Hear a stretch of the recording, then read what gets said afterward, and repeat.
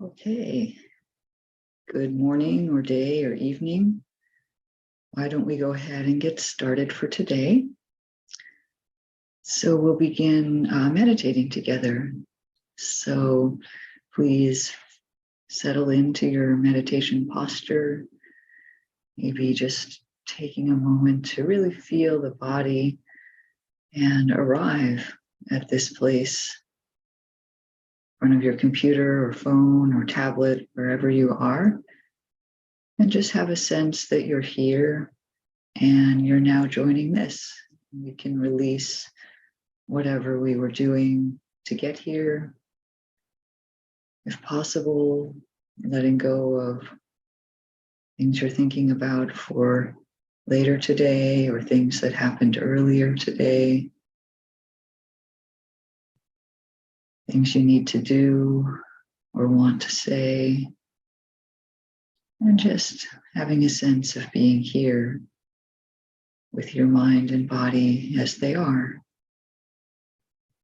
If you're comfortable doing so, you can close your eyes. Feel into the sense of the body sitting or standing or lying down, whatever posture you're in. And we want to find some kind of balance in the body. When the body is stable and balanced, then that supports that same thing in the mind. So, paying some attention to the position of the head over the torso, the shoulders balanced and soft and poised over the hips.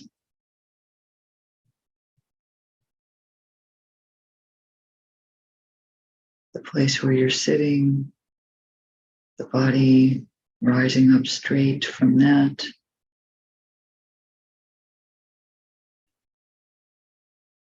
And generally softening. When we have places of tension, then we can't as easily find a natural balance because things are being held. So softening the jaw, the neck, shoulders, down through the arms and hands. Softening the belly and the low back. Down into the legs and feet.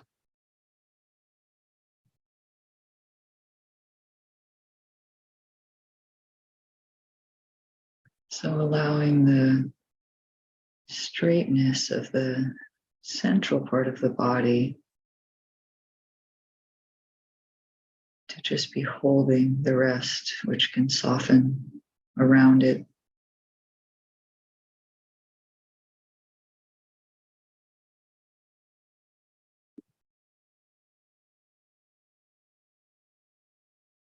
Connecting in with a simple object in the present moment, such as the sensations of the breath,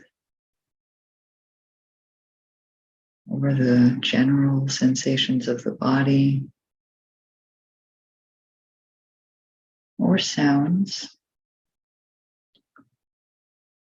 Something simple that we can use as a home base for attention.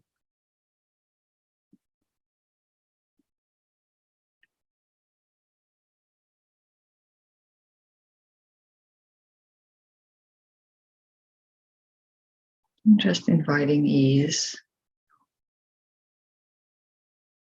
in the body and the mind.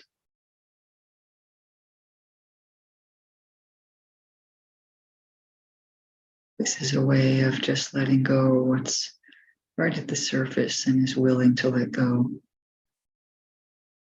We're not trying to make anything happen or judge that certain things shouldn't be there. We just invite some degree of ease.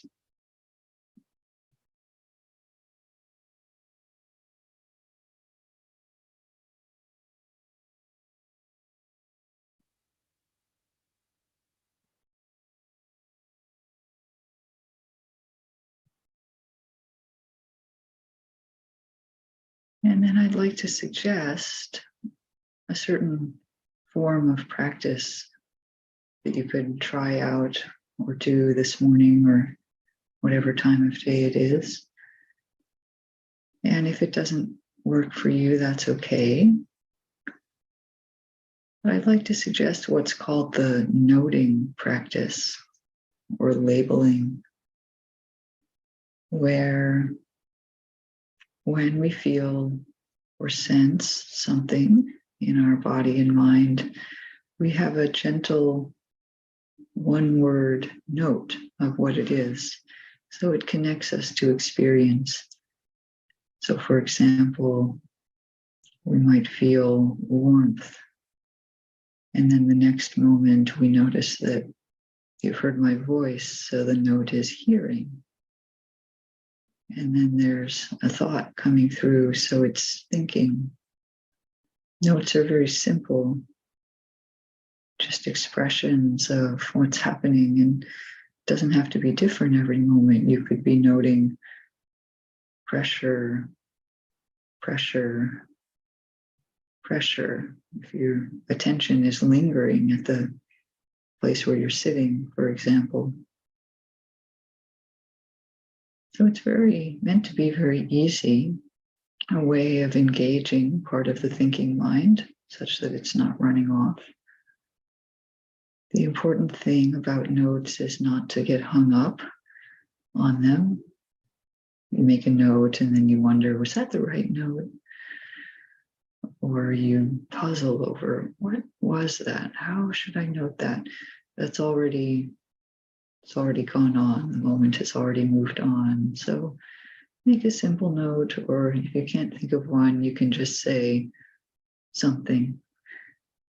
Something is an acceptable note. And the only note that I was not encouraged to use is pain, because pain is abstract. It's a concept. And so we would look for something more accurate and more visceral, like pulling or tension or heat or stabbing, something that conveys the feeling. Okay, so what this does is it helps the mind to be clear, connected simply to what is happening.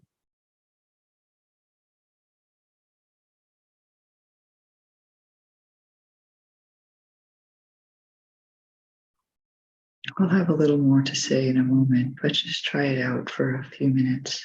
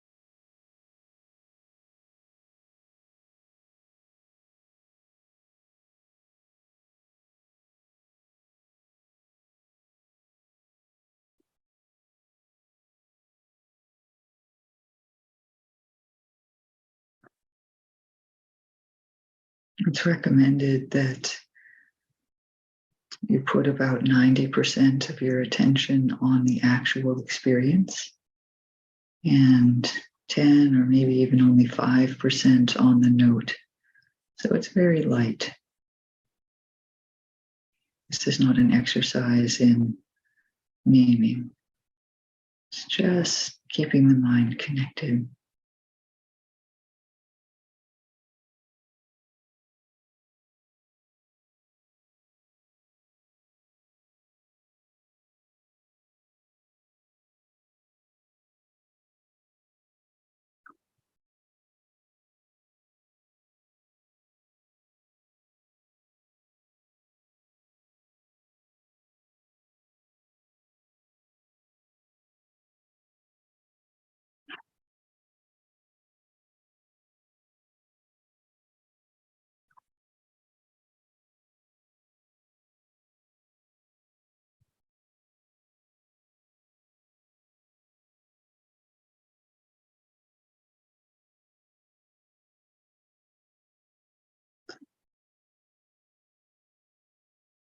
As we notice how the mind is doing the noting practice, one of the things that we can notice is the tone of voice with which we are noting.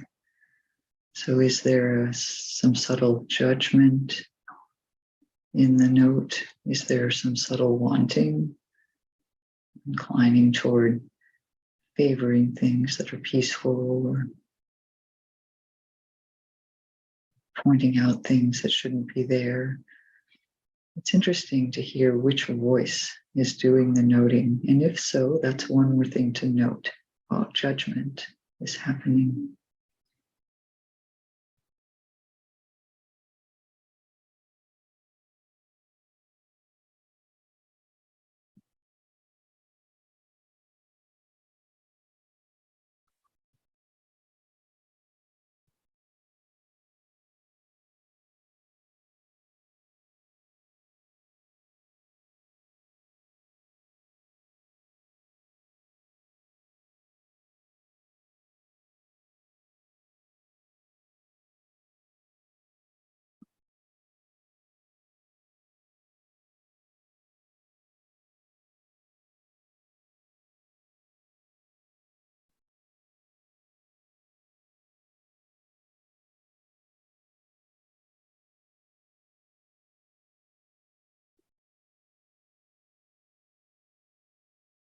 It's particularly helpful when we can begin to gain some facility in noting emotions and thoughts. So being able to simply say sadness, anger, or joy helps us to not be so reactive to those mind states when they're happening. And also forms of thought like planning or remembering. We can just say thinking for all of them, but sometimes there's a differentiation into types of thought. And again, that makes it less likely that we'll get on the train and go along with them.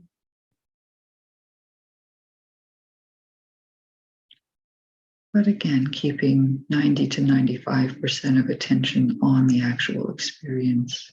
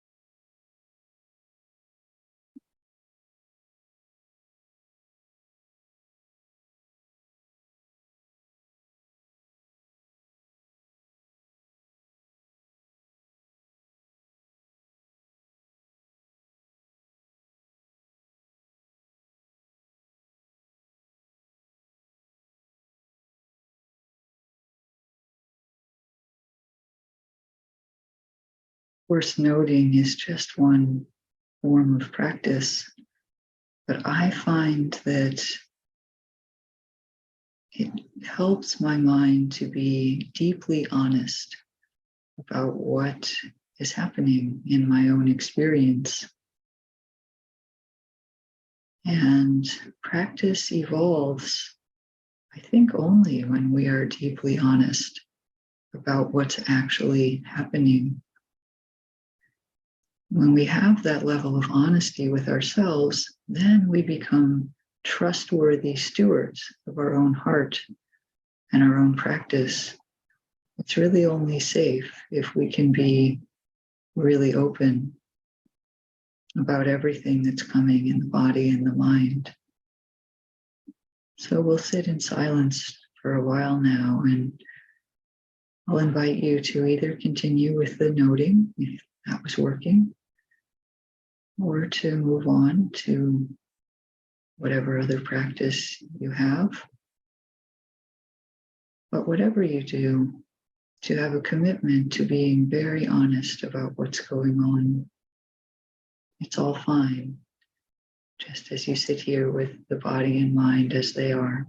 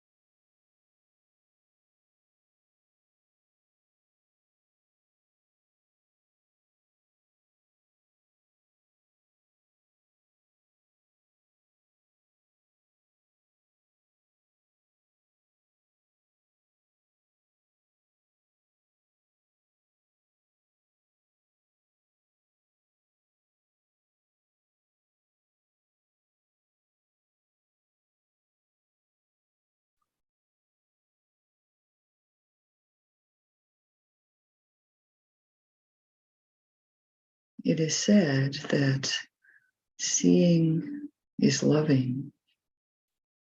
Part of what love is to really see someone or something as it is, to just be with that.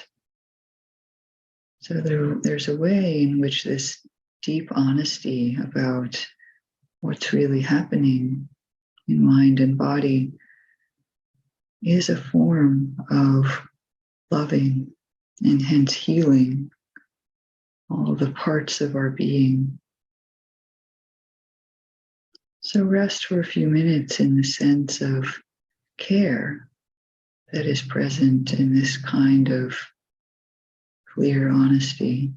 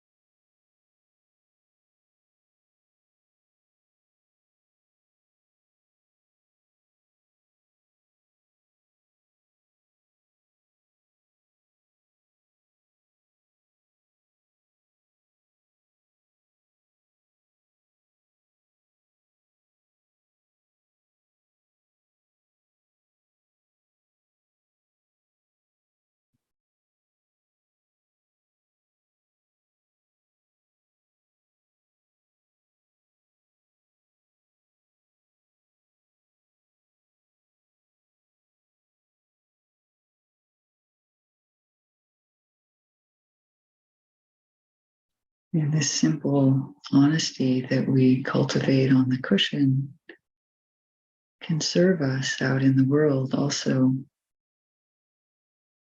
The degree to which we have the inner capacity to know our own feelings and responses and thoughts that are coming up as we go throughout the day, those help us to respond well.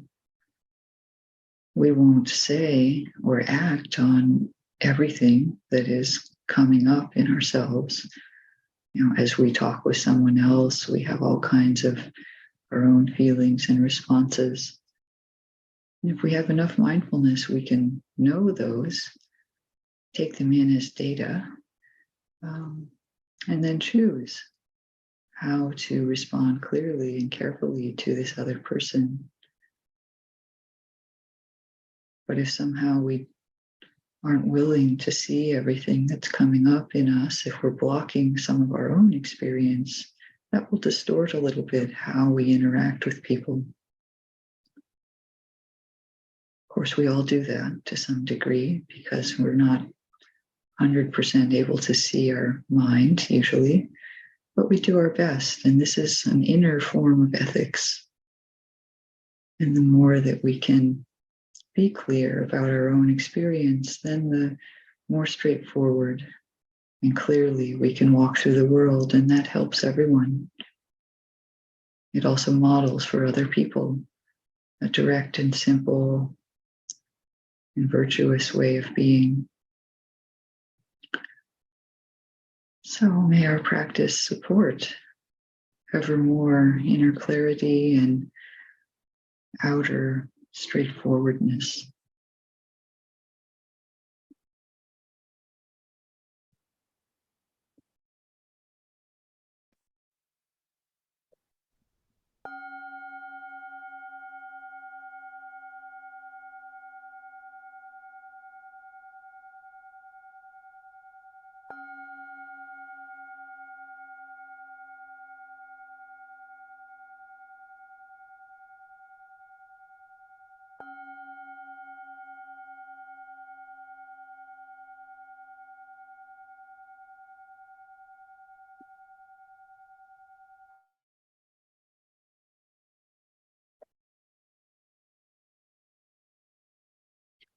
Okay, so this week, the theme is called Meeting Life Well, 5 Dharma Resources. And this is to meet life well, both on and off the cushion. So we're talking about 5 qualities upon which the heart draws in order to meet situations, whether they are dukkha type situations, challenging, suffering, or whether they're what's called sukha, the opposite, sukha type situations of happiness or ease or appreciation. And today we are moving on to the second one, which is virtue or ethical conduct. You can choose the term within that realm that works for you. The Pali word is sila, and there's some classical language around this from the suttas. So I'll just read it. The Buddha says, here, a noble disciple abstains from the destruction of life, abstains from taking what is not given, abstains from sexual misconduct, abstains from false speech, abstains from liquor, wine, and intoxicants, the basis for heedlessness. So you can recognize these as, I think you can recognize them as the classical language of the 5 precepts of not killing, not stealing, not sexual misconduct, not lying, not intoxicating the mind or the body. So typically lay people would try to live by these principles. It's an interesting question, though, why we are following the precepts or some kind of ethical conduct in the world. And, some people do so, I think, without too much reflection or experiential understanding of what is going on with virtue or sila. And in cases like that, it's just following rules then. So the encouragement we have here is to view sila as a practice and to actually investigate what is going on. And, I'm sure at a top level, we all can see that it feels better and goes better in our life when we, engage in these kinds of behaviors. But there's even more to discover if we investigate what's going on with living by these particular actions. And it might be that until we do some kind of investigation and practice in a formal sense with virtue, it may not go deeply enough into the heart to serve as what I'm calling a Dharma resource this week, which means something that we can rely on to come forth when we meet the world, especially if we meet a challenging situation. We want that sense of virtue and understanding of ethical conduct to be rooted deeply enough that it's just what comes forth. So what happens when we do some investigation? One thing that we'll discover is that acting ethically is more compatible with mindfulness than acting unethically. Wholesomeness is pretty easily compatible with awareness, whereas unwholesomeness has a way of obscuring the mind in a certain way. You can check this for yourself. So let's consider just the area of wise speech, for example. So the precept in particular only mentions false speech, but there are expanded descriptions in other areas of the suttas and they expand the description of unwise speech to include speech that is false, but also that's divisive or that's harsh or that's meaningless, sometimes translated as gossip, but I think it goes beyond that. So we'll discover for ourselves, we can just observe that when we're speaking well, it's pretty easy to stay in attention and to stay grounded in the body and to be relaxed and to be focused on the person that you're speaking to. Whereas when we're speaking unwisely, we're lying at that moment, or we're speaking harshly, or we're not really paying attention, then our inner vision literally gets kind of occluded and the mind narrows in, and we actually don't focus as well on the other person. I've noticed that when I've been in situations of somewhat tension with somebody else, if I allow myself to get sucked into a sense of aversion or defensiveness, I literally feel my attention sort of drawing down, and I'm not as connected with the other person. This is the effect of actually an unwholesome pattern in my mind. It has this impact. So most of us have a mindfulness practice if we're sitting here in the mornings. So that means that we value mindfulness in our life. That's something that we're trying to cultivate. So in that case, it would make sense that we would also be strengthening virtue in order to support our ability to be aware. When I'm mindful, even if it is a tense situation with someone else, if the mindfulness is strong enough, that in itself is a wholesome quality. And I notice that it's easier to be aware. And then if I can, in addition, try to say something kind, try to say something honest about how I'm feeling, something like that, the mindfulness stays right there and I can stay in my body. So virtue and mindfulness are very connected. So this is a deeper reason to practice sila than just following rules or just doing it because a teacher says it's a good idea or something. So then another discovery that we can make through investigation is that virtue is a powerful condition for a kind of happiness that endures even when conditions change. So when we're acting and speaking ethically, we experience what's called the bliss of blamelessness in the texts. That doesn't mean that we're 100% perfect, but at least we know that we were present and we did our best. And so there's no basis for feeling guilt or shame or disappointment in ourselves. And the world really needs people, by the way, who have a genuine positive regard for themselves, not the fake positive of denial or ignoring things, but genuinely possessed of well-being. And ethics does this for us. So again, we have a deeper reason to practice ethics. We want to support this, let's say, loftier form of happiness that's better than just sensual enjoyment. So I want to expand a little bit on this clear link between mindfulness and ethics. One time when I was returning from a trip, I arrived at the airport at night. And at that time, I lived close to public transit, and I'd figured on taking the light rail back to my apartment. And I knew that at night, the trains only ran every 30 minutes. And when I arrived at the station, the train was there. And so I hopped on before the doors closed, so I wouldn't have to wait in the station for half an hour at night. But you can't buy tickets on board. And so I was riding without a ticket. And I noticed that I felt some mild anxiety about that during the ride. But I did manage to get to my station without the ticket person coming to ask for tickets.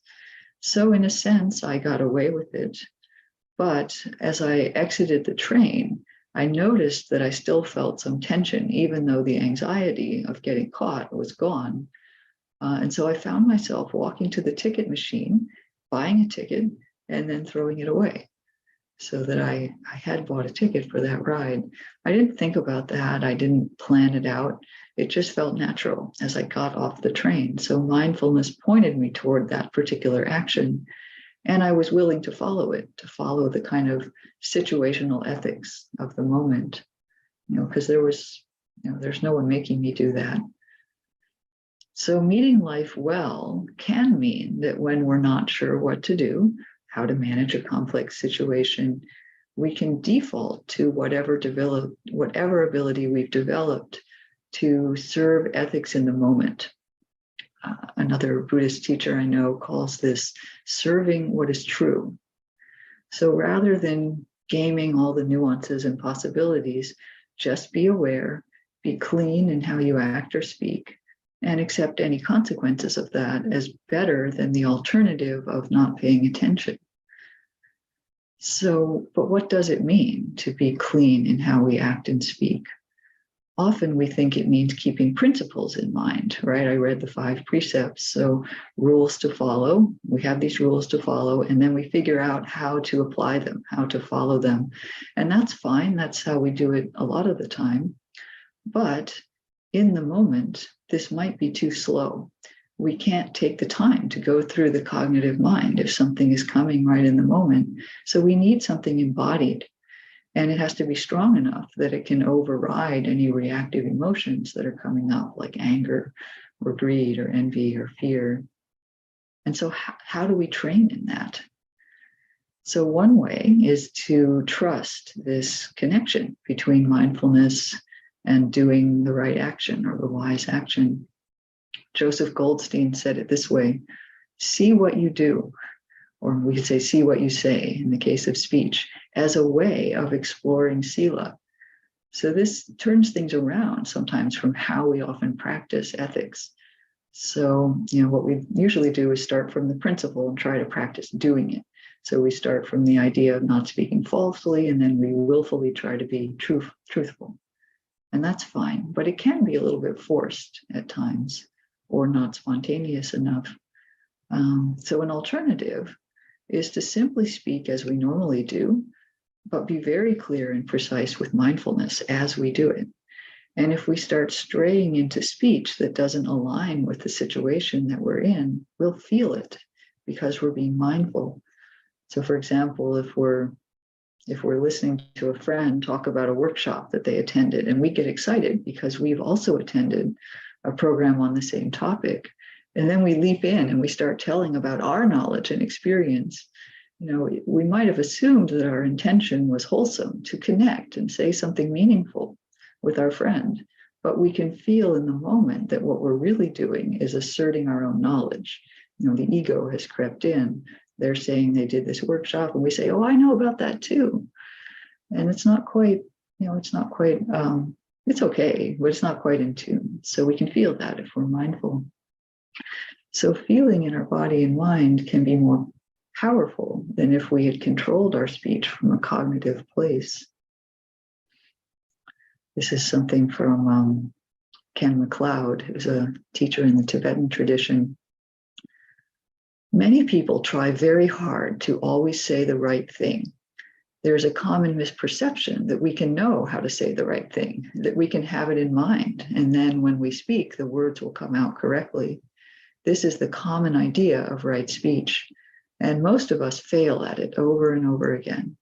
The words don't come out as we thought they would, or if they do, the tone of voice is wrong, or something else happens. It rarely goes as we planned. That's the point. We cannot plan the future. We cannot plan our speech any more than we can plan our next thought. How then are we to practice right speech? The most effective effort is to listen to ourselves as we are talking. This effort brings attention to our speech. When we do this, we will hear when what we say doesn't fit the situation, when it isn't what we intended to say or how we intended to say it. We will hear with our own ears the different emotional patterns that take over our speech. We will hear how what we say doesn't fit with our intention or how it comes out of our confusion. And when we make this effort over and over again, we will find that we begin to speak with attention. This is how we practice right speech. And we can do a similar practice for action, like what I did with the light rail ticket, where I sensed my body moving to the ticket machine to buy the ticket. And I thought, yeah, I could feel in the moment that was a correct action for that moment. So ethics or virtue becomes an inner resource or a form of inner wealth or strength when it's freed from the cognitive mind and it's focused on ideas and ideals and abstract principles. virtue becomes embodied when we meet life with mindfulness and the intention of non-harm, and we let actions and speech emerge from that. So it's a training. We won't be skilled in it immediately, but it takes our ethics training to a deeper level of Dharma practice. There's a story from the suttas where the Buddha is speaking with a prince named Prince Abhaya, which means fearless, by the way. And he asks the Buddha whether the Buddha plans the answer to Dharma questions in advance. And the Buddha asks in return whether the prince considers in advance how to respond to questions about the parts of a chariot. And Prince Abhaya says, no, I'm very skilled in the parts of a chariot. And once someone asks me about that, the answer occurs to me on the spot. And the Buddha replies, so too, Prince. When people come to me and pose a question, the answer occurs to the Tathagata on the spot. So he's saying that he's understood the Dharma so deeply that he can always come up with an appropriate response. So we may not be quite at that level ourselves, but I would suggest that we can try taking our ethical conduct to this deeper level through experiential practice. And then it will become second nature to speak and act in non-harming ways, even in stressful situations. So then it's become a reliable resource in our heart. So we have confidence and we have ethical conduct as two resources, and we'll keep moving on as we go forward. Thank you so much.